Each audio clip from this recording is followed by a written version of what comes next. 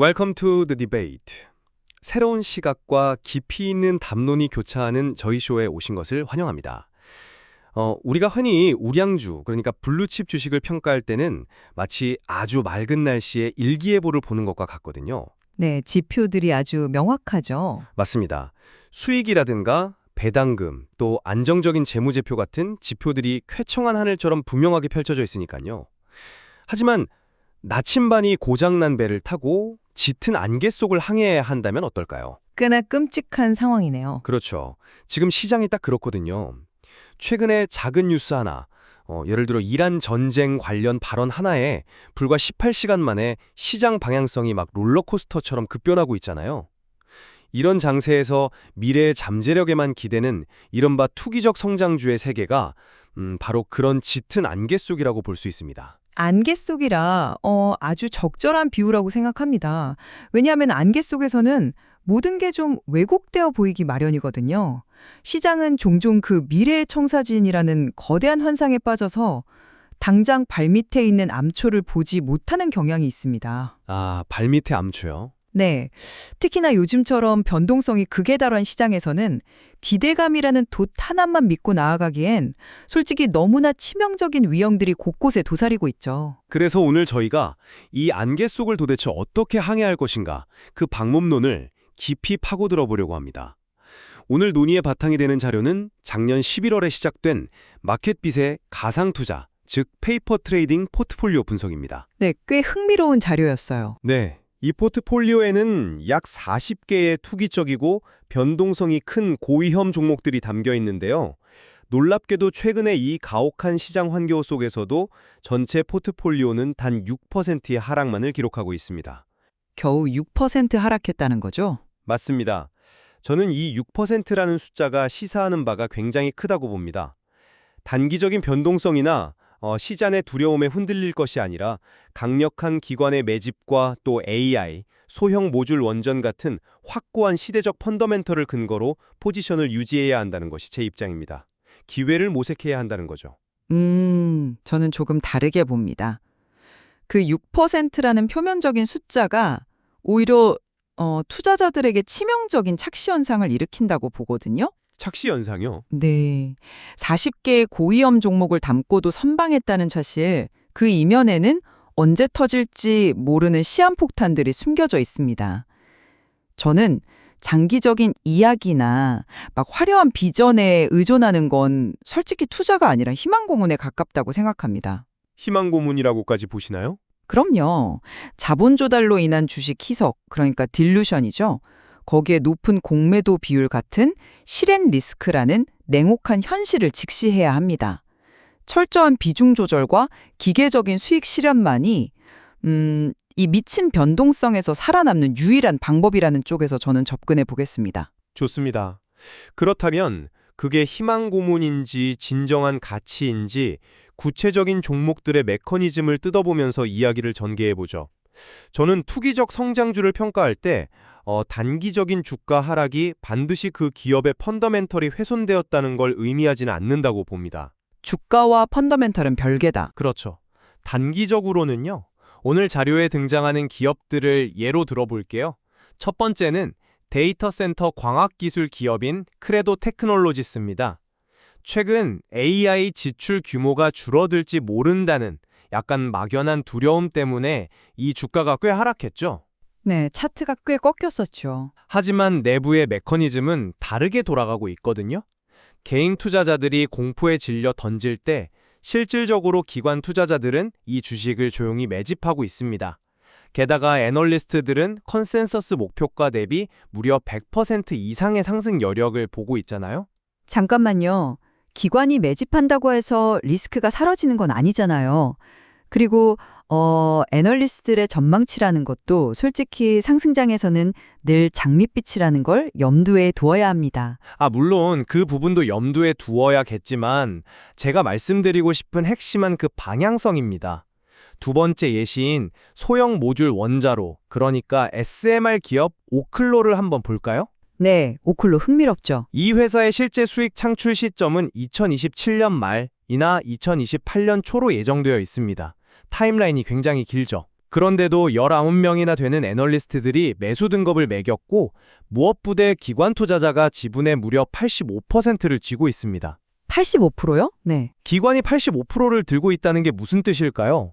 이건 폭락장이 와도 패닉셀링을 할 약한 손, 약성 매물이 적다는 방어막 역할을 한다는 겁니다. 거대한 산업적 수요를 믿는다면 투기적 주식의 극심한 변동성은 그냥 시장의 단기 투자자들을 털어내는 자연스러운 과정일 뿐입니다. 방향성과 기관의 지분율을 강하게 말씀하셨는데 저는 전혀 다른 각도에서 이 기업들이 가진 구조적 결함을 좀 지적하고 싶습니다.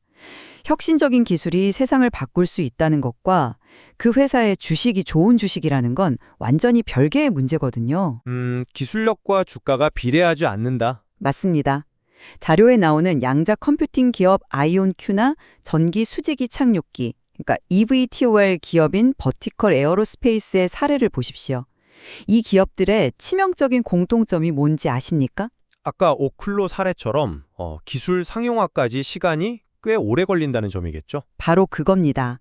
짧게는 3년에서 길게는 10년이 걸리는 긴 타임라인을 가지고 있죠. 그런데 문제는 이 긴 시간 동안 기업은 진공 상태에 있는 게 아니라는 겁니다.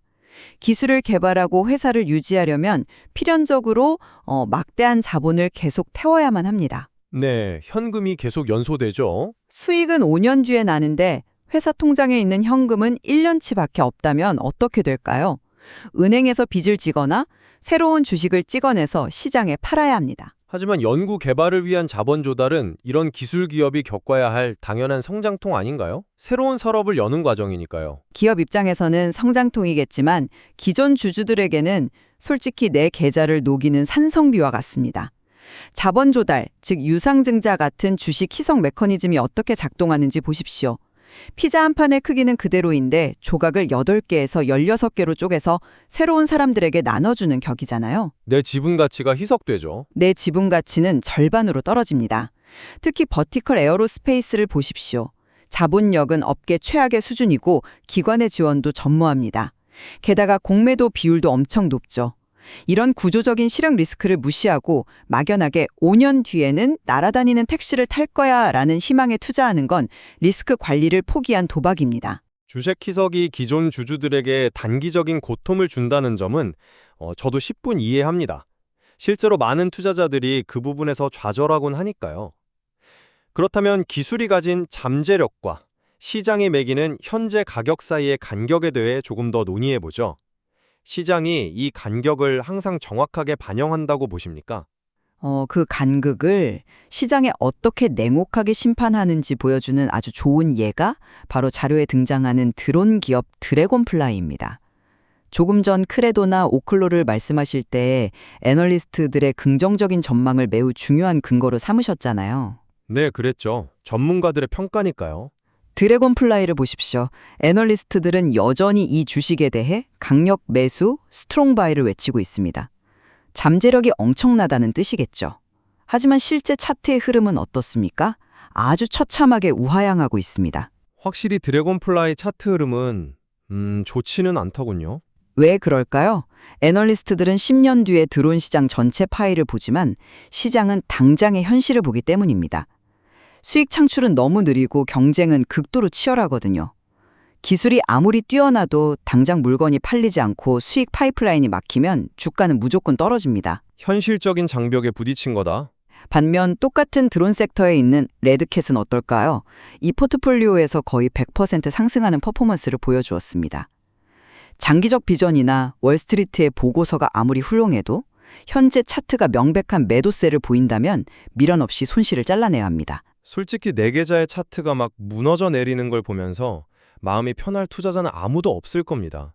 저 역시 드래곤플라이의 차트를 보면 좀 흠칫하게 되니까요. 그렇죠. 무섭죠. 네. 레드캣이 단기적으로 더 좋은 성과를 냈다는 사실도 부인하지 않겠습니다. 하지만 그 현상을 조금 더 다르게 해석해 볼 필요가 있습니다. 주식 투자에서 모든 일시적 하락과 모멘텀 둔화를 손절매의 이유로 삼는다면 투자자는 결국 비싸게 사서 싸게 파는 악순환에 빠지게 되지 않나요? 손실을 자르는 것은 비싸게 사서 싸게 파는 게 아니라 더 큰 손실을 막기 위한 지열입니다. 그렇게 볼 수도 있겠지만 이런 투기적 성장주 투자는 호흡 자체가 다릅니다. 이건 마치 농부가 땅에 아주 귀한 종자를 심어놓고 이 씨앗이 잘 자라고 있는지 확인하겠다고 매주 땅을 파헤치는 것과 같아요. 땅을 계속 판다. 네, 시장의 변동성이라는 삽으로 자꾸 땅을 파헤치면 씨앗은 결코 뿌리를 내리지 못하죠. 드래곤플라이를 지금 고전하고 있지만 이게 산업 전체의 재평기를 거치는 과정일 수 있거든요. 시장의 공포와 실망감이 일시적으로 기업의 가치를 압도할 때가 역설적으로 진정한 가치가 가장 저평가되는 시점 아닐까요? 농업에 빗댄 비유는 상당히 낭만적이지만 우리가 다루는 건 피도 눈물도 없는 금융시장입니다. 썩어가고 있는 씨앗에 봄이 올 거라 믿고 계속 물을 주는 건 솔직히 투자금을 허공에 날리는 행위죠. 특히 주가를 짓누르는 공매도 세력이 개입되어 있을 때는 더더욱 그렇습니다. 아, 공매도요? 무시할 수 없는 요소죠. 아까 언급했던 아이온큐의 사례로 다시 돌아가 보죠. 이 회사는 현재 22%라는 엄청난 공매도 비율을 기록하고 있습니다. 이게 시장에서 어떤 의미인지 아십니까? 솔직히 22%라는 숫자를 처음 봤을 때는 저도 상당히 아찔했습니다. 시장 참여자의 5분의 1 이상이 이 회사의 주가가 떨어진다, 심지어 망한다는 쪽에 노골적으로 베팅하고 있다는 뜻이니까요. 정확합니다.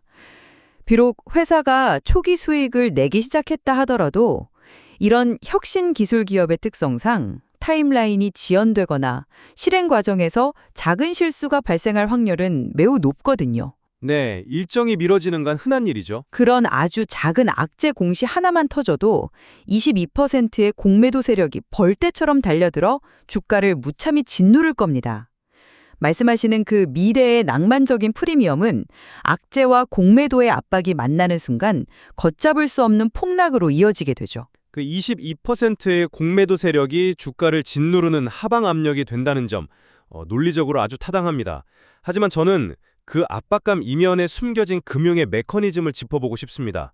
공매도 세력이 항상 승리하는 건 아니지 않습니까? 물론 항상 이기진 않죠. 저는 오히려 그 22%의 공매도 비율이 거대한 폭발을 위한 위로의 촉매제가 될 수 있다고 봅니다.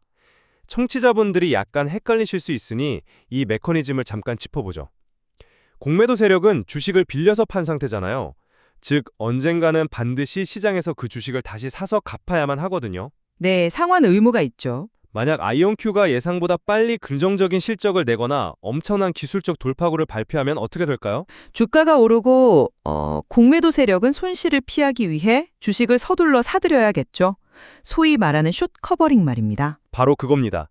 주가가 오르기 시작하면 손실이 무한대로 커질 수 있는 공매도 세력은 패닉 상태에 빠지게 됩니다. 그래서 서둘러 주식을 시장가로 쓸어 담으며 갚으려 하죠. 이 숏 커버링이 원래의 매수세와 맞물리면 연쇄 폭발을 일으키며 주가를 막 로켓처럼 밀어올립니다. 네, 숏 스퀴즈 현상이죠. 네, 이게 그 유명한 숏 스퀴즈의 메커니즘이죠. 따라서 긴 타임라인을 뚝심 있게 견디는 투자자에게 22%의 공매도는 단순한 위협이 아닙니다. 오히려 작은 호재 하나에도 언제든 폭발할 수 있는 강력한 매수 에너지가 스프링처럼 억눌린 상태로 보아야 한다는 겁니다. 쇼트 스퀴즈 메커니즘 자체는 아주 정확하게 짚어주셨습니다.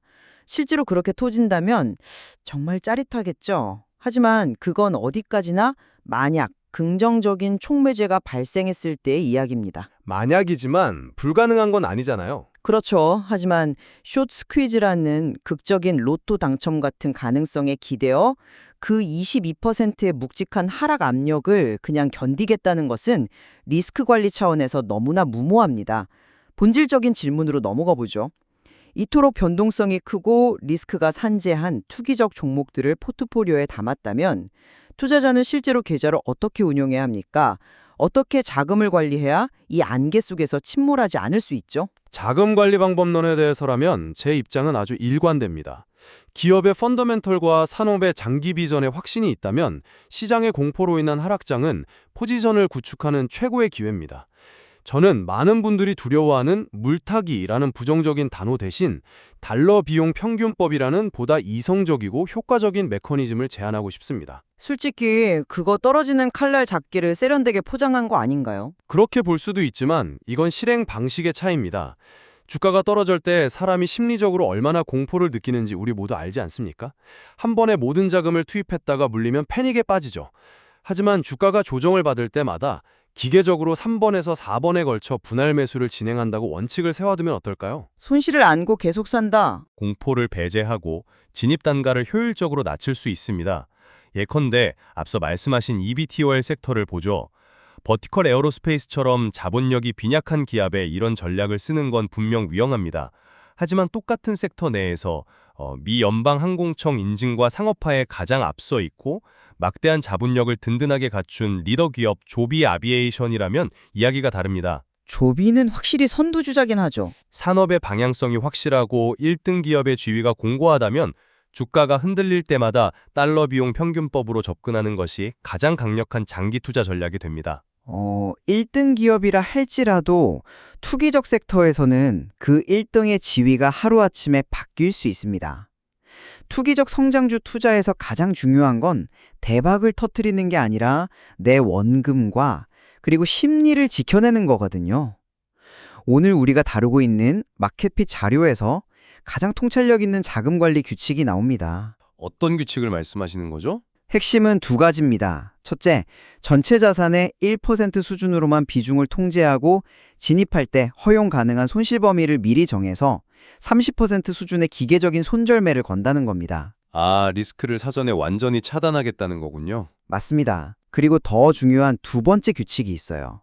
주가가 운 좋게 100% 상승해서 2배 수익이 났을 때 전체 물량의 절반을 매도하여 최초 투자 원금을 회수하는 겁니다. 아, 그 부분 말인데요. 아마 지금 이 논의를 들으시는 분들 중 상당수가 속으로 이렇게 반문하실 겁니다. 아니, 수익이 100%나 났는데 왜 팔아? 이제 본격적으로 더 오를 텐데. 저 역시 계좌에 붉은불이 강하게 들어오면 그런 유혹을 강하게 느낍니다만. 전형적인 인간의 탐욕이죠. 하지만 수학과 심리학의 관점에서 이 메커니즘이 얼마나 위대한지 뜯어보면 생각이 완전히 달라지실 겁니다.